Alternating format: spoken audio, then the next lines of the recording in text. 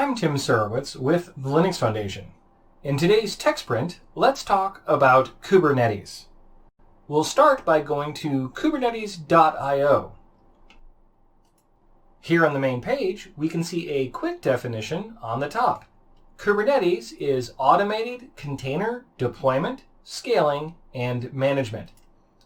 While it's fairly straightforward to deploy a container on a single node, it can be more complex to deploy hundreds of containers across thousands of nodes, and attach storage and network, and attach the containers to each other. Should one of the containers fail, to replace it on some other piece of equipment. These are the things that Kubernetes does for us. More features can be seen if we scroll down. Easy to scale, not only scaling the containers that we deploy, but how much equipment we use. Multiple operating systems on a wide range of hardware. Other features would be service discovery and load balancing. Self-healing, such that a watch loop notices that a container fails and replaces it on the same node or a different one.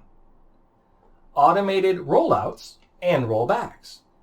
This allows us to have one or more versions of software in production and then change them without stopping everything. Part of a continuous integration and continuous deployment topology. To learn more about Kubernetes, I'd start with a free class at edX.org. Do a search for Linux Foundation X,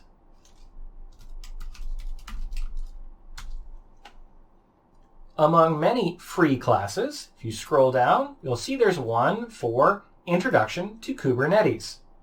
If you were to give it 2 to 3 hours per week, it would last for 14 weeks. Over 100,000 people have already enrolled. If you want to know even more details, go to training.linuxfoundation.org. Then find the course catalog and choose the technology of Kubernetes. Kubernetes for App Developers LFD 459 is an in-person course, whereas LFD 259 is an online self-paced version of the same class. LFS 458, again, is the in-person. LFS 258 is the online self-paced version of the same class. There are other classes that have to do with projects that work with Kubernetes. Take a look.